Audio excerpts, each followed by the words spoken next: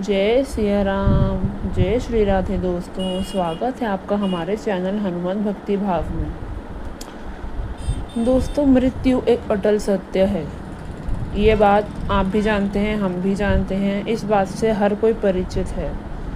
मृत्यु एक ना एक दिन आनी ही है, इस पे किसी का जोर नहीं है।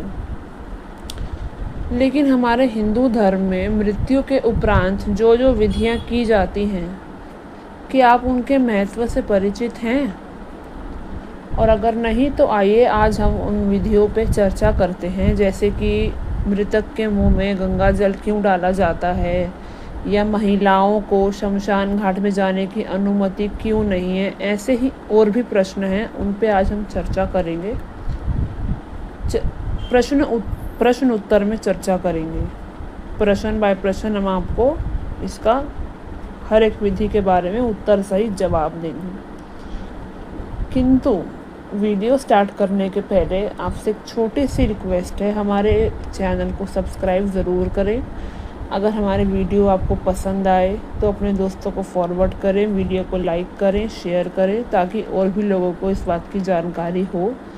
जैसा कि पितृपक्ष भी आने वाला है, श्राद्ध भी आने वाला है, तो हम सारे इन सब के महत्व के बारे में चर्चा करेंगे। तो हम चलिए वीडियो शुरू करते हैं। पहला प्रश्न, मृत व्यक्ति के मुख में गंगा जल डालकर तुलसी पत्र क्यों रखते हैं? तो दोस्तों, जब प्राण निकलते हैं तब कई बार व्यक्ति का मुख खुल जाता है, तब तथा शरीर से बाहर निष्कासन योग्य तरंगों का वातावरण में प्रक्षेपण होता है। मुख में गंगा जल डालने से एवं तुलसी पत्र रखने से उनकी ओर आकर्षित ब्रह्मांड की सात्विक तरंगों की सहायता से मुख से वातावरण में प्रक्षेपित दूषित तरंगों का विघटन होता है। इस कारण वायुमंडल निरंतर शुद्ध रखा जाता है।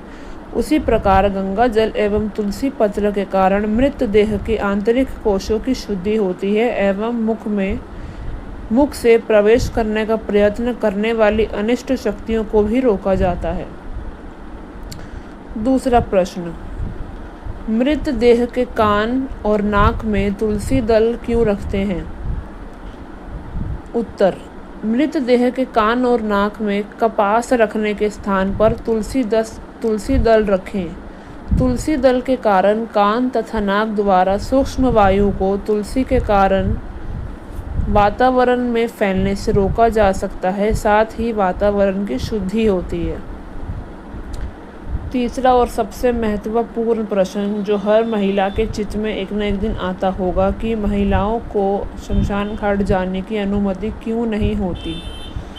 तो इसका उत्तर, प्राचीन शास्त्रों के अनुसार महिलाएं कोमल हृदय होती हैं। किसी भी बात पर वह सहज भी भावनात्मक हो जाती हैं। अंतिम संस्कार करते समय मृत शरीर कई बार अकड़ने की आवाज़ें करता हुआ जलने लगता है, जिससे उनके मन पर इसका गहरा प्रभाव पड़ सकता है। इसके अतिरिक्त वहाँ पर मृतक का कपाल फोड़ने की प्रतिक्रिया भी की जाती है, जो किसी को भी डरा सकती है। साथ ही शमशान में अतृप्त मृत आत्माएं घूमती रहती हैं। ये आत्माएं जीवित प्राणियों के शरीर पर कब्जा करने का अवसर ढूंढती रहती हैं। इनके लिए छोटे बच्चे तथा रजस्वला स्त्रियां सहज शिकार होती हैं। इनसे बचाने के लिए भी महिलाओं तथा छोटे बच्चों को शमशान जाने की अनुमति नहीं है।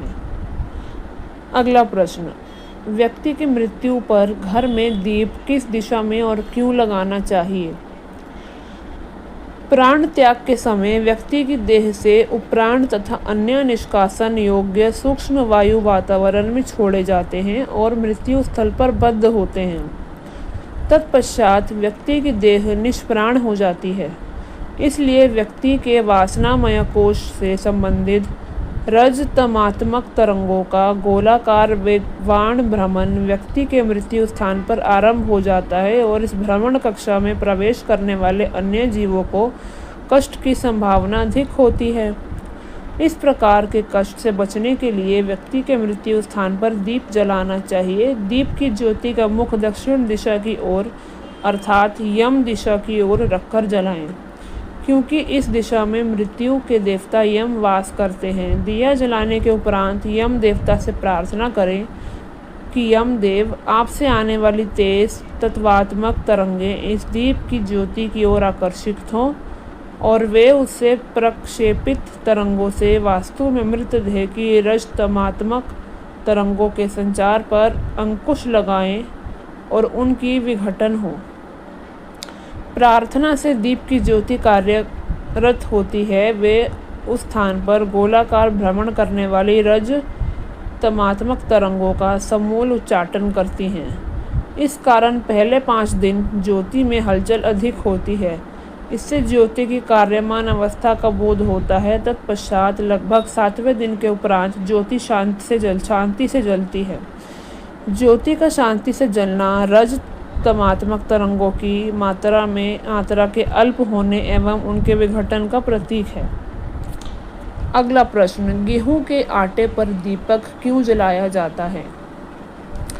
जी, गेहूं के आटे के गोले पर दीप जलाकर रखें। आटे के कारण ज्योति की ओर आकर्षित तेज तत्वात्मक तरंगें दीर्घ काल तक दीप में टिकी रहती हैं एवं धीरे धीरे आवश्यकता अनुसार उनका दूर तक प्रक्षेपण होता है। इससे तेज तत्वात्मक तरंगों का भूमि पर सूक्ष्म आच्छादन बनता है और रजतमात्मक तरंगों का विघटन होता है, जिससे पाताल की अनिष्ट शक्तियाँ द्वारा न्यून होती हैं बाधाएं और यह प्रक्रिया निर्विघ्न संपन्न होती हैं।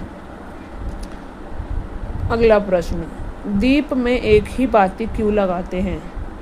व्यक्ति की मृत्यु हो जाने पर उसका पंचमहाभौतिक शरीर अचेतन हो जाता है।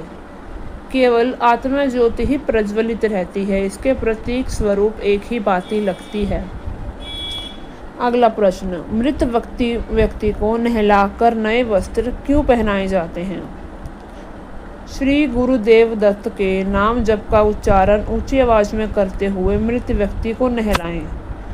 नाम जप का उच्चारण करते हुए नहलाने वाले जीव के हाथों से संक्रमित सात्विक तरंगों से जल अभिमंत्रित होता है और वातावरण भी शुद्ध हो जाता है।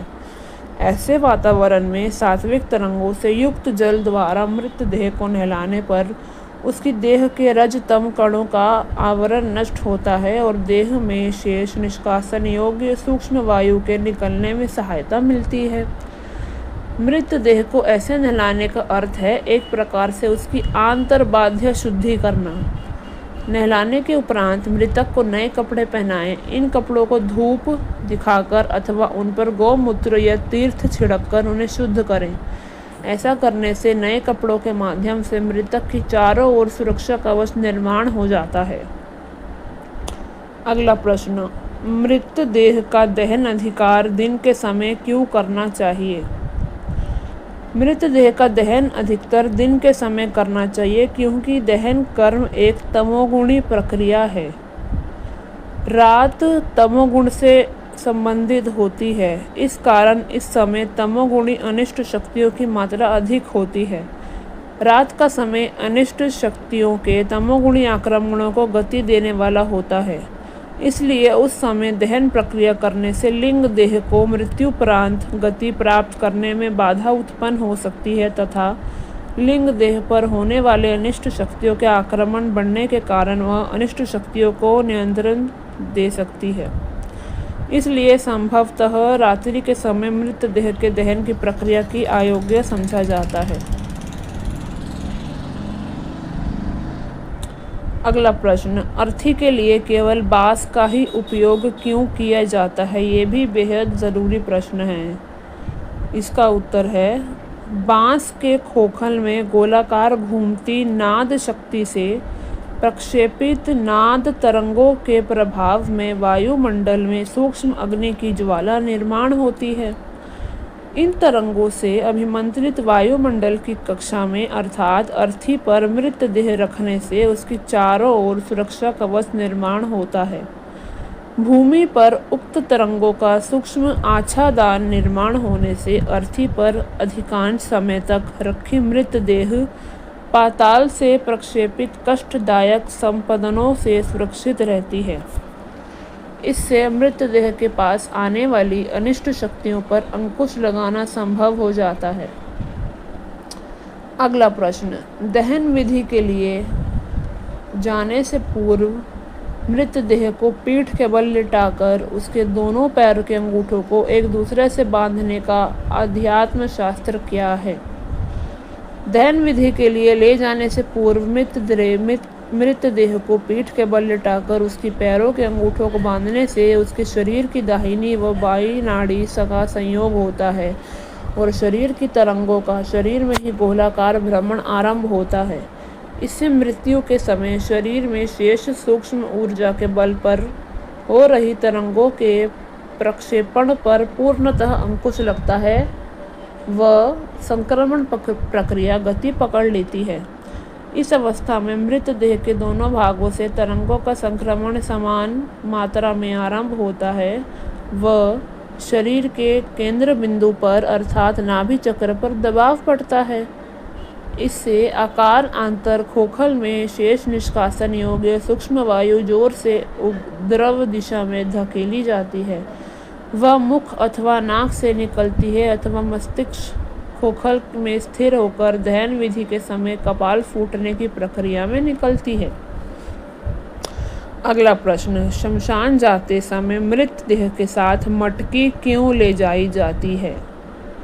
जी, मटकी में घनीभूत नाद शक्ति द्वारा प्रक्षेपित नाद तरंगों के स्रोत के कारण मृतदेह के आसपास निर्मित रजतमात्मक तरंगों का निरंतर उच्चाटन होता है। इस कारण अनिष्ट शक्तियों के आक्रमण से मृतदेह का निरंतर रक्षण होता है। मटकी की अग्नि के अंगारों से प्रक्षेपित तेज तवात्मक तरंगों के कारण मटकी में निर्मित नाद तरंगों कार्यरत रहती हैं और वातावरण में उनका वेगवान प्रक्षेपण आरंभ हो जाता है।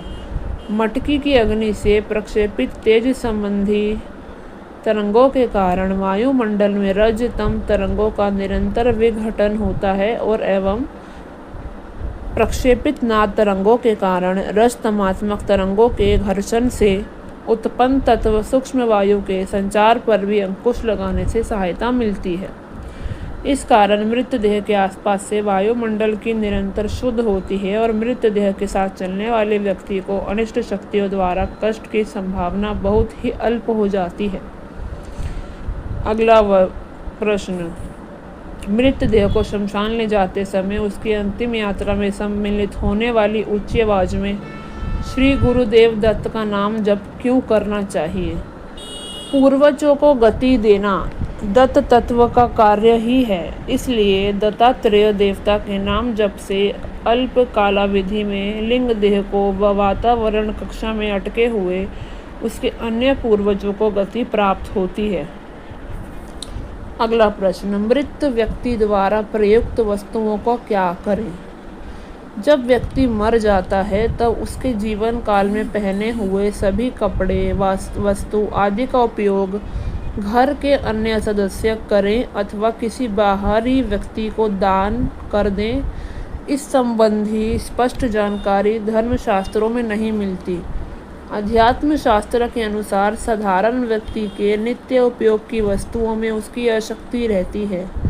यदि ऐसा हुआ तो मृत व्यक्ति का लिंग देह उन वस्तुओं में फंसा रहेगा जिससे उसे मृत्यु के पश्चात गति नहीं मिलेगी। अंततः मृत व्यक्ति के परिजनों को आगे दिए अनुसार आचरण करना चाहिए। मृत व्यक्ति ने अंतिम दिन जो कपड़े पहने थे अथवा जो ओढ़ा बिछाया था उसे अंतिम यात्रा के साथ ले जाकर चिता में रख देना चाहिए। मृत व्यक्ति ने जो कपड़े पहले कभी पहने थे अथवा जो पहले बिछौना पहले कभी ओढ़ा बिछाया था वह सब एकत्र करके अंतिम यात्रा में ले जाना उचित तो नहीं हो पाता। ऐसी वस्तुओं को कुछ दिन पश्चात अग्नि में जला देना चाहिए। मृत व्यक्ति ने जिन कपड़ों को कभी नहीं पहना वे कपड़े उसके परिजन अथवा अन्य व्यक्ति पहन सकते हैं। व्यक्ति की मृत्यु जिस खाट पर हुई हो वह खाट अथवा पलंग ब्राह्मण को दान करना चाहिए। ऐसा धर्मशास्त्र कहता है। यदि वह पलंग दान नहीं कर सकते तब मृत व्यक्ति के परिजन अपनी आर्थिक क्षमता अनुसार नया पलंग बनाने के लागत मूल्य ब्राह्मण को दान कर सकते हैं। मृत व्यक्ति की घड़ी, मोबाइल, पुस्तकें, लेखन सामग्री, बैग आदि वस्तुओं को गौमूत्र से अथवा तीर्थ से शुद्ध कर लें। इन पर यज्ञ की विभूति की अथवा सात्विक अगरबत्ती की विभूति की फूंक मारे। पश्चात इन वस्तुओं पर दत्तात्रेय भगवान के सात्विक चित्र चिपकाएं। इनके चारों ओर दत्तात्रेय के सात्विक नाम जप पट्टियों का मंडल अथवा चौखटा बनाएं। परिजन यदि इन वस्तुओं का उपयोग करना चाहें तो मृत्यु के 3 से 4 सप्ताह पश्चात दत्तात्रेय भगवान से प्रार्थना करें, फिर ऐसा उसे उपयोग में लाएं। अगला प्रश्न, पिंड दान कर्म नदी के तट पर अथवा घाट पर क्यों किया जाता है? मृत्यु के उपरांत स्थूल देह त्याग के कारण लिंग देह के आसपास विद्यमान कोश में पृथ्वी तत्व अर्थात जड़ता की मात्रा घटती है और आप तत्व की मात्रा बढ़ती है। लिंग देह की चारों ओर विद्यमान कोश में सूक्ष्म आर्द्रता की मात्रा सर्वाधिक होती है।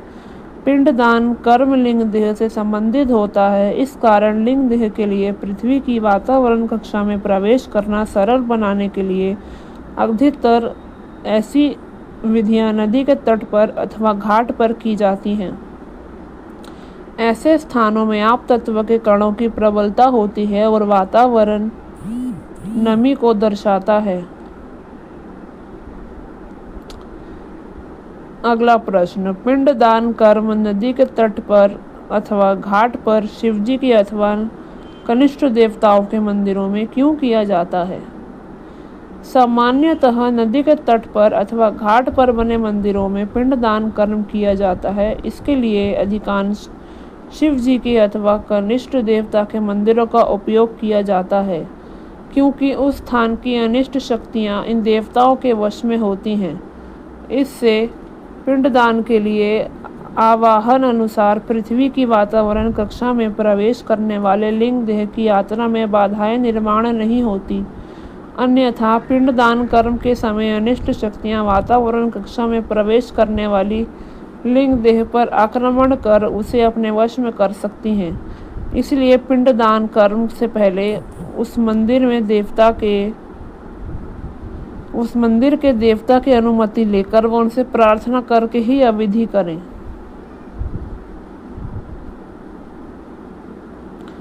अगला प्रश्न, 10वें दिन पिंड को कौवे द्वारा छुए जाना महत्वपूर्ण क्यों माना गया है?